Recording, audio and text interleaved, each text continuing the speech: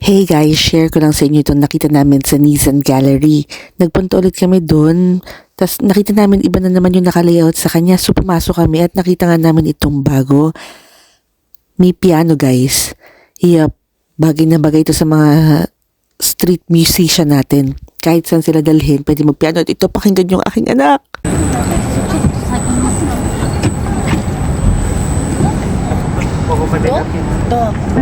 Sorry, Lucky.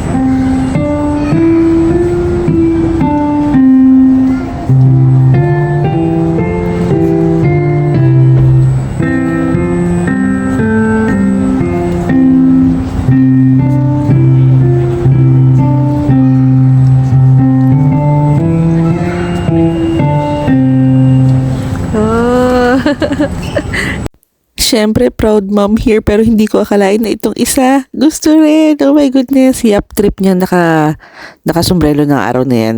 Huwag niyo akong tanungin kung bakit. Ewan ko. Basta trip niya.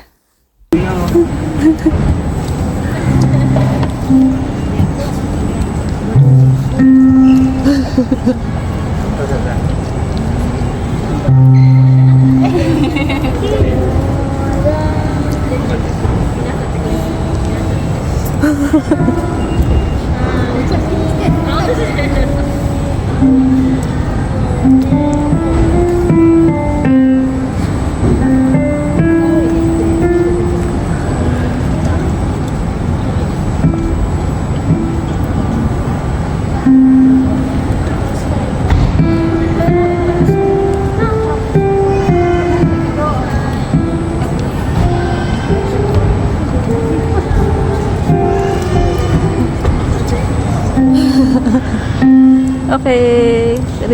O, di ba? Tinapos ko na agad sa pagsasabi na okay. At ito naman si Ate Sasa. Wala talaga sila. Game na game talaga sila. Kanino kaya sila nagmana? Hindi sila nahihiya. Hindi ko alam kung kanino. Pero ito na si Ate Sasa.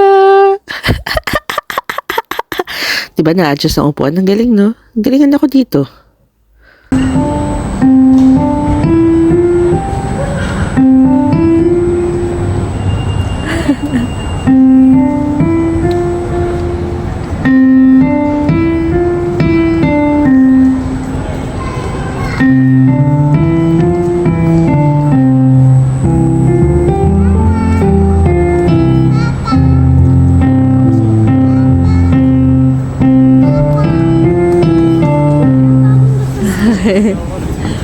Siyempre, yung nanay, kilig na kilig lang at ini-imagine ko siyempre na ako magaling din ako magpiano sana para kahit isang tugtog lang, isang music lang matugtog ko katulad ng ginawa ni Sanchay.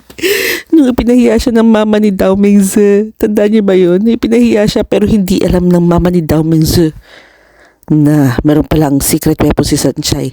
Meron siyang alam na isang song at yun lang alam at ang importante may alam siya, di ba?